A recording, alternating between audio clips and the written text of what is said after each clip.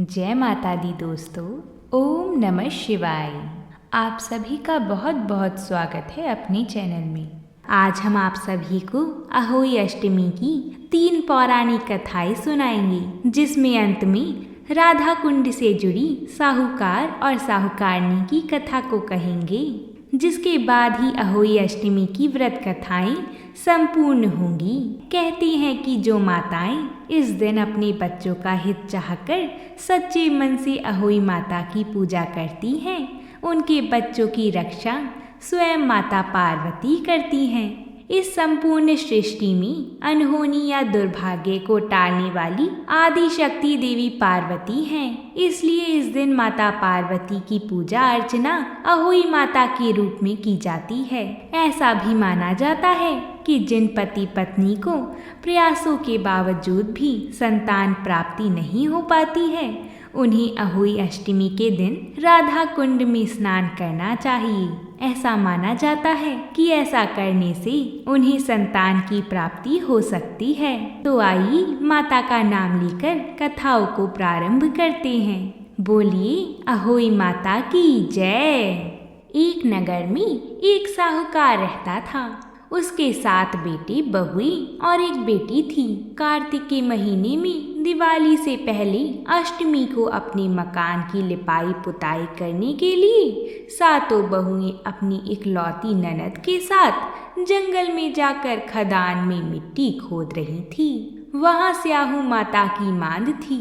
मिट्टी खोदते समय ननद के हाथ से कुदाल स्याहू के बच्चे को लग गई और वह तुरंत मर गया। इससे स्याहू माता बहुत नाराज हो गई और बोली कि मैं तेरी कोख बांध दूंगी। ननद अपनी 7 भाभियों से बोली कि तुम में से कोई अपनी कोख बंधवा लो। तब 6 भाभियों ने अपनी कोख बंधवाने से मना कर दिया, लेकिन छोटी भाभी सोचने लगी कि यदि मैंने भी अपनी कोख नहीं बंधवाई तो सासू जी नाराज हो जाएंगी। यह सोचकर ननद के बदले में छोटी भाभी ने अपनी कोख बंधवा ली। इसके बाद छोटी बहू के जो बच्चा होता वह 7 दिन तक होकर मर जाता था। एक दिन उसने पंडित जी को बुलाकर पूछा कि मेरी संतान 7वें दिन मर जाती है, इसके लिए मैं क्या करूं? तब पंडित जी ने कहा कि तुम सुराही गाय की सेवा करो। सुराही गाय स्याहू माता की भाईली है, वह तेरी कोख खुलवा देंगी, तभी तेरा बच्चा जिएगा। अब वह बहुत जल्दी उठकर चुपचाप सुराही गाय के नीचे साफ सफाई कराती। गाय एक पैर से लंगड़ी थी। गौ माता बोली कि हर रोज उठकर कौन मेरी सेवा कर रहा है, मैं आज देखूंगी। गौ माता खूब सवेरे उठी तो क्या देखती हैं कि साहूकार के बेटे की बहू उसके नीचे साफ सफाई कर रही है। गौ माता बहू से बोली कि क्या मांगती है? साहूकार की बहू बोली कि हे माता, स्याहू माता तुम्हारी भाईली हैं और उन्होंने मेरी कोख बांध रखी है, तुम मेरी कोख खुलवा दो। गौ माता ने कहा अच्छा। गौ माता साहूकार की बहू को अपनी भाईली के पास लेकर चली गईं। रास्ते में कड़ी धूप थी। वह दोनों एक पेड़ के नीचे बैठ गईं। थोड़ी देर में वहां एक सांप आया। उसी पेड़ पर गरुड़ पंछी के बच्चे बैठे हुए थे। उन्हें डसने के लिए सांप आगे बढ़ा। साहूकार की बहू ने जब सांप को देखा तो उसने सांप ढाल के नीचे दबा दिया और बच्चों को बचा लिया। थोड़ी देर में पंखनी वहां आई तो वह खून देखकर साहूकार की बहू को चौंच मारने लगी। साहूकार की बहू ने कहा कि मैंने तो तेरे बच्चे को नहीं मारा, बल्कि सांप तेरे बच्चे को मारने आया था। मैंने तो उससे तेरे बच्चे की रक्षा की है। यह सुनकर गरुड़ पंखनी बोली कि मांग, तू क्या मांगती है? वह बोली 7 समुंदर पार स्याहू माता रहती हैं, हमें तुम उनके पास पहुंचा दो। गरुड़ पंखनी ने दोनों को अपनी पीठ पर बिठाकर स्याहू माता के पास पहुंचा दिया। स्याहू माता उनको देखकर बोली कि आ बहन आ, बहुत दिनों में आई है। बातें करते समय स्याहू माता ने बीच में कहा कि बहन, मेरे सिर में जूह पड़ गई है। सुराही के कहने पर साहूकार की बहू ने उसके सिर की सारी जूएं निकाल दी। इस पर स्याहू माता ने प्रसन्न होकर कहा, तूने मेरे सिर में बहुत सलाई फेरी है, इसलिए तेरे 7 बेटे और 7 बहुएं होंगी। बहू बोली कि मेरे तो एक भी बेटा नहीं है, 7 बेटे कहाँ से होंगे। स्याहू माता बोली कि वचन दिया है, वचन से फिरूं तो धोबी की कूंड पर कंकड़ी होऊं। साहूकार की बहू बोली कि मेरी कोख तो तुम्हारे पास बंद पड़ी है। यह सुनकर स्याहू माता बोली कि तूने तो मुझे ठग लिया, मैं तेरी कोख खोलती तो नहीं थी, पर अब खोलनी पड़ेगी। जा, तेरे घर पर तुझे 7 बेटे और 7 बहुएं मिलेंगी। तू जाकर 7 उद्यापन करियो, 7 अहोई बनाकर 7 कढ़ाई करियो।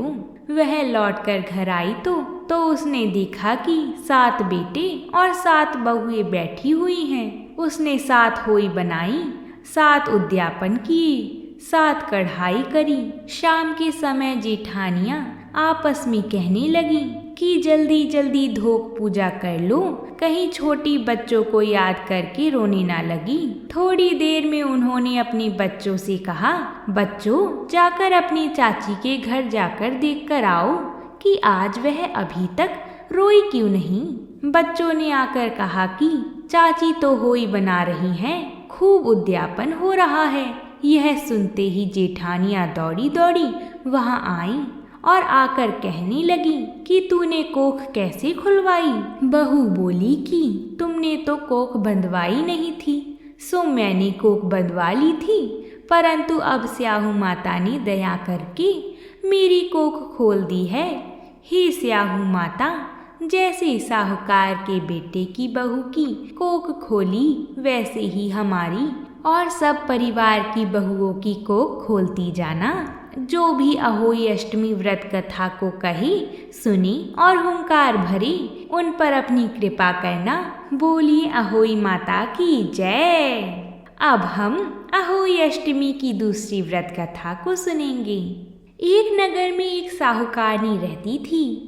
उसके 7 लड़के थे और एक दिन साहूकारनी जंगल में घास लेने गई हुई थी। जैसे ही घास तोड़ने के लिए उसने कुदाल मारी, वैसे ही सेही के बच्चे मर गए। साहूकारनी दुखी मन से बिना घास के ही वापस घर आ गई। जब सेही अपने घर आई तो बच्चों को मरा हुआ देखकर नाना प्रकार से विलाप करने लगी और उसने श्राप दे दिया कि जिसने मेरे बच्चों को मारा उसको भी यही दुख होना चाहिए। सेही के श्राप के कारण 1 साल के भीतर ही साहूकारनी के 7 बच्चे मर गए। साहूकार और साहूकारनी के अपने 7 बच्चों को खो देने पर व्याकुल मन से किसी तीर्थ स्थान पर जाकर अपने प्राणों का त्याग करने का सोचा।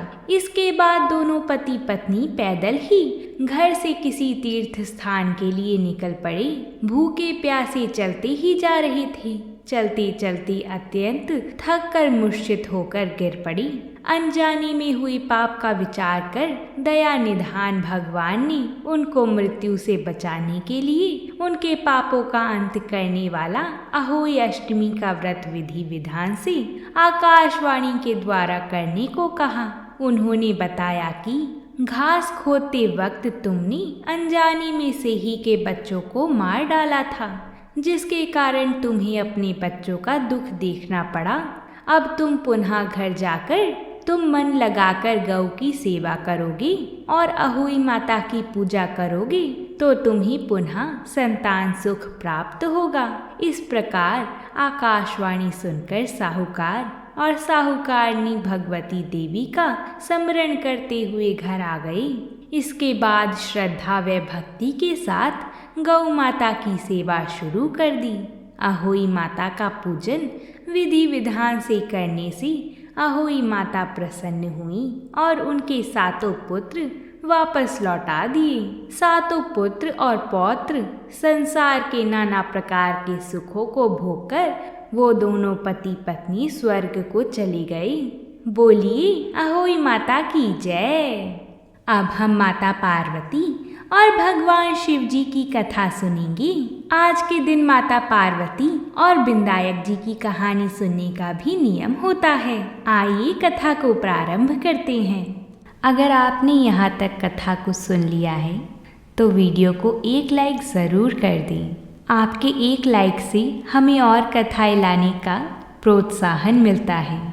एक समय की बात है, भगवान शिव जी और माता पार्वती जी पृथ्वी लोक पर भ्रमण करने के लिए निकले। भगवान शंकर जी ने माता से पूछा, आप 12 महीनों के रास्ते से चलोगी या 6 महीने के रास्ते से? तब माता पार्वती जी ने कहा, हे प्रभु, मैं 12 महीने के रास्ते से चलूंगी। तब शिव जी ने माता पार्वती से कहा कि लेकिन संसार के लोगों के दुखों को सुनकर व देखकर आप किसी भी तरह की जिद नहीं करोगी। पार्वती जी मान गई। माँ पार्वती और भगवान शंकर भेष बदलकर मृत्यु लोक पर आ जाते हैं।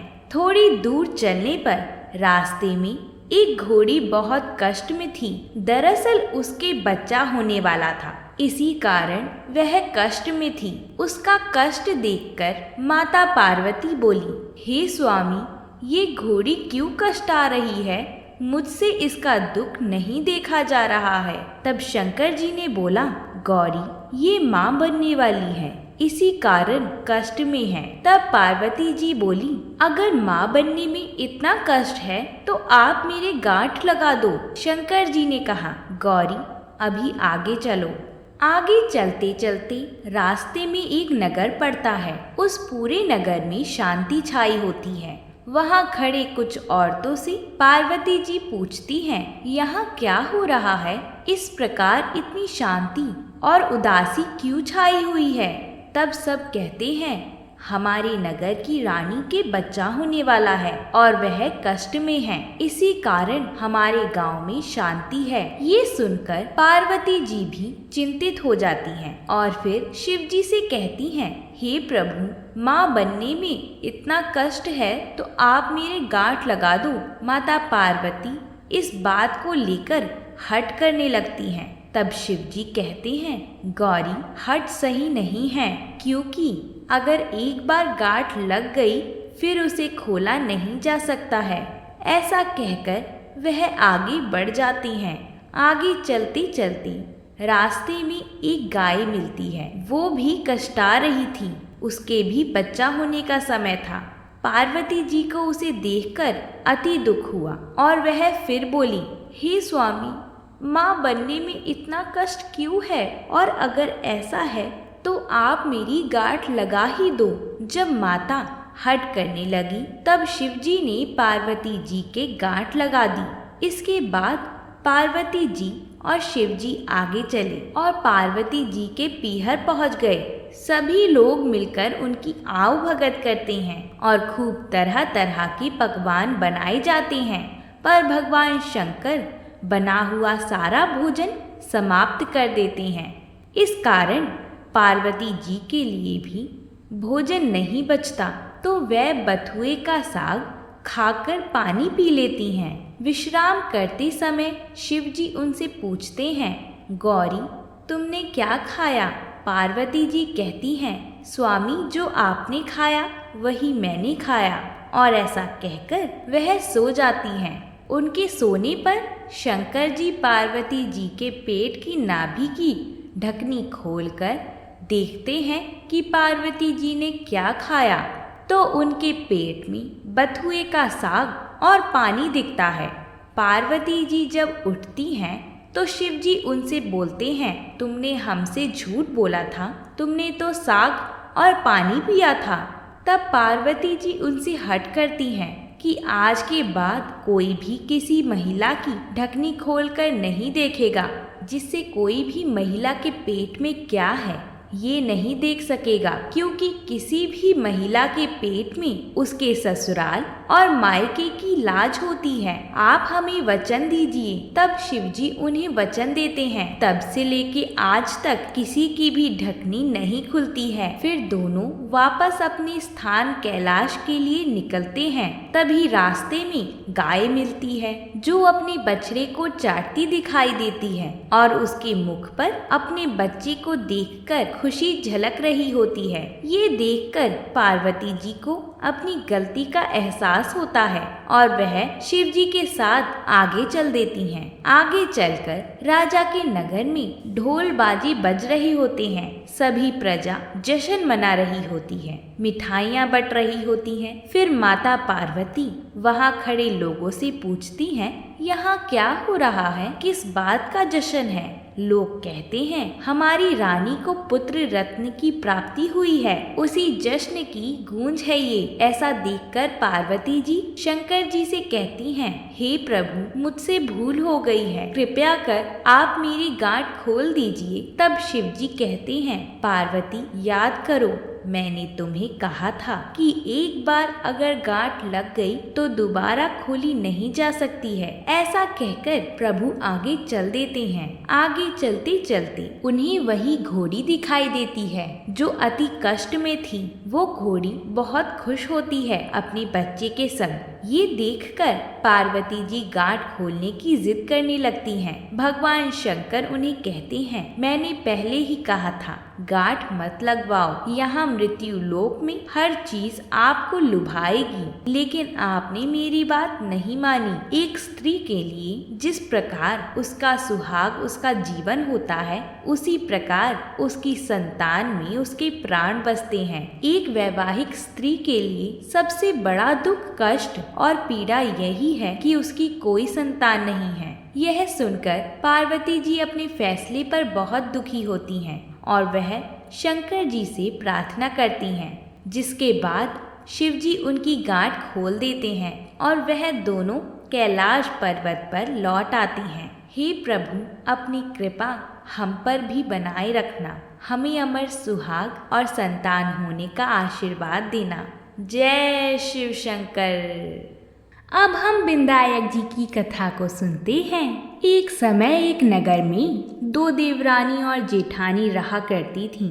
देवरानी के पास बहुत धन था, लेकिन जेठानी गरीब थी। जेठानी गणेश जी की बहुत आराधना करती थी। वह अपनी देवरानी के घर आटा पीसने जाती थी। जिस कपड़े से वह आटा छानती थी, उस कपड़े को घर लाकर पानी में घोलकर अपने पति को पिला देती थी। एक दिन देवरानी के लड़के ने देख लिया और अपनी माँ से बोला कि माँ, ताई यहाँ से आटे का कपड़ा ले जाकर ताऊ जी को घोलकर पिला देती हैं। देवरानी बात सुनकर बहुत गुस्सा हुई और जेठानी को बोली कि मेरे घर से आटा छानने के बाद कपड़ा यहीं पर रखकर हाथ धोकर जाया करो। वह ऐसा ही करने लगी, लेकिन जब वह घर जाती तो उसका पति बोलता कि मुझे आटा घोल कर दे। जेठानी ने बोला कि आज उसने आटा छानने का कपड़ा रख लिया है। तब उसका पति गुस्से में आकर उसको मारने लगा। उस रात वह दर्द में गणेश जी करती सो गई। गणेश जी आए और उन्होंने पूछा कि क्यों सो रही है? वह बोली कि मेरी देवरानी के आटा छानने वाला कपड़ा मैं लाकर पति को घोलकर पिला देती थी। आज उसने कपड़ा रख लिया, मैं पिला नहीं सकी, इसलिए मेरे पति ने मुझे मारा है। गणेश जी ने कहा, मैं घर घर से तिलकूट खाकर आया हूँ, इसलिए मुझे शौच जाना है। कहाँ पर जाऊँ? उसने कहा कि महाराज, बहुत जगह पड़ी है, कहीं पर भी चले जाओ। गणेश जी शौच करके वहाँ से चले गए। थोड़ी देर बाद जब उसने उठकर देखा कि सारा घर तो हीरो से जगमगा रहा है, वह धन को इकट्ठा करने लगी तो देवरानी के घर जाने में देर हो गई। देवरानी ने लड़के को भेजा कि देखकर आओ, आज ताई क्यों नहीं आई। लड़के ने आकर देखा कि ताई के घर में तो बहुत सारा धन हो रहा है। उसने जल्दी से जाकर अपनी माँ को बताया। देवरानी दौड़ती दौड़ती आई और पूछा कि तेरे यहाँ इतना धन कहाँ से आया? तब जेठानी ने सारी बात बता दी। इतनी सुनकर देवरानी घर पर आई और अपने पति से बोली कि मुझे भी लकड़ी से मारो। जेठानी के पति ने उसे लकड़ी से मारा था, उसके घर बहुत धन हो गया है। उसका पति बोला कि तू धन की भूखी क्यों मार खाती है, लेकिन वह नहीं मानी। उसके पति ने उसे खूब मारा। वह सारा मकान खाली करके गणेश जी का नाम लेकर सो गई। गणेश जी आए और बोले कि मैं घर घर से तिलकूट खाकर आया हूँ, इसलिए मुझे शौच जाना है, कहाँ पर जाऊँ? तब वह बोली कि महाराज, मेरे तो बहुत बड़ा मकान है, कहीं पर भी चले जाओ। गणेश जी शौच करके वहाँ से अंतर्ध्यान हो गए। थोड़ी देर बाद वह उठकर देखती है तो उसने देखा कि घर में बहुत सारा कूड़ा कचरा रखा हुआ है। यह देखकर वह बोली कि महाराज, आपने तो मेरे साथ कपट किया है। जेठानी को तो इतना सारा धन दिया और मुझे कूड़ा करकट दिया है। गणेश जी वहाँ आए और बोले कि तू धन की भूखी मार खाई और वह धर्म की भूखी। देवरानी बोली कि महाराज, यह सब कूड़ा कचरा समेटो, मुझे तो धन नहीं चाहिए।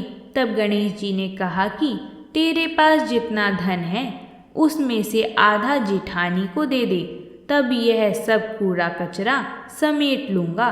देवरानी ने जब अपने धन में से आधा धन जेठानी को दिया तो गणेश जी ने अपनी सारी माया समेटी।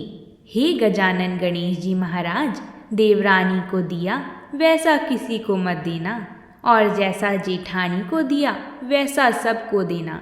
विनायक जी की कहानी कहने वाले को, विनायक जी की कहानी सुनने वाले को और हुंकार भरने वाले को सभी के घर धन धान्य से भरना।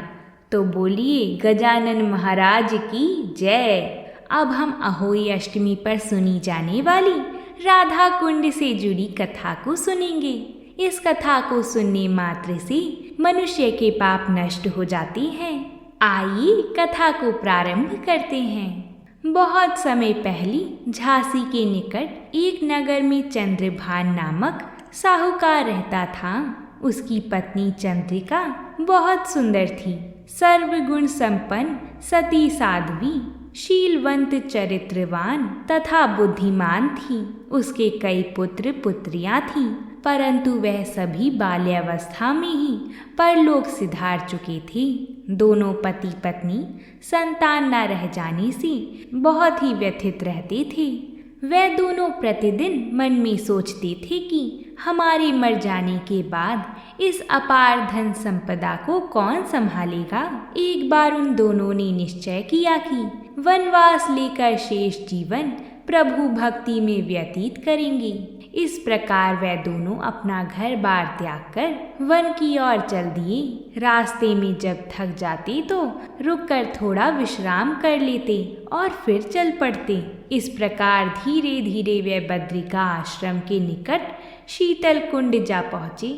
वहां पहुंचकर दोनों ने निराहार रहकर प्राण त्यागने का निश्चय कर लिया। इस प्रकार निराहार व निर्जल रहते हुए उन्हें 7 दिन हो गए तो आकाशवाणी हुई कि तुम दोनों प्राणी अपने प्राण मत त्यागो। यह सब दुख तुम्हें तुम्हारी पूर्व पापों के कारण भोगना पड़ा है। यदि तुम्हारी पत्नी कार्तिक मास के कृष्ण पक्ष में आने वाली अहोई अष्टमी को अहोई माता का व्रत और पूजन करे तो अहोई देवी प्रसन्न होकर साक्षात दर्शन देंगी। तुम उनसे दीर्घायु पुत्रों का वरदान मांग लेना। व्रत के दिन तुम राधा कुंड में स्नान करना। चंद्रिका ने आकाशवाणी के बताए अनुसार विधि विधान से अहोई अष्टमी को अहोई माता का व्रत और पूजा अर्चना की और तत्पश्चात राधा कुंड में स्नान किया। जब वे स्नान इत्यादि के बाद घर पहुँचे तो उस दंपति को अहोई माता ने साक्षात दर्शन देकर वर मांगने को कहा। साहूकार दंपति ने हाथ जोड़कर कहा, हे माँ, हमारे बच्चे कम आयु में ही परलोक सिधार जाते हैं। आप हमें बच्चों की दीर्घ आयु का वरदान दें। तथास्तु कहकर अहोई माता अंतर्ध्यान हो गईं। कुछ समय के बाद साहूकार दंपति को दीर्घ आयु पुत्रों की प्राप्ति हुई और वे सुखपूर्वक अपना गृहस्थ जीवन व्यतीत करने लगे। बोलिए अहोई माता की जय। इस प्रकार हमने अहोई अष्टमी व्रत की संपूर्ण कथाओं को पूरा कर लिया है। हम उम्मीद करते हैं कि आप सभी को ये कथा पसंद आई होगी। अगर आप सभी को हमारी और कथाएं भी सुननी हैं तो हमारी चैनल को सब्सक्राइब ज़रूर कर लें, जिससे आप सभी को हमारी चैनल पर आई हुई सारी कथाएं समय अनुसार मिल जाएंगी। तो अब हम आपसे कल मिलते हैं एक नई कथा के साथ। तब तक के लिए प्रेम से बोलिए जय माता दी।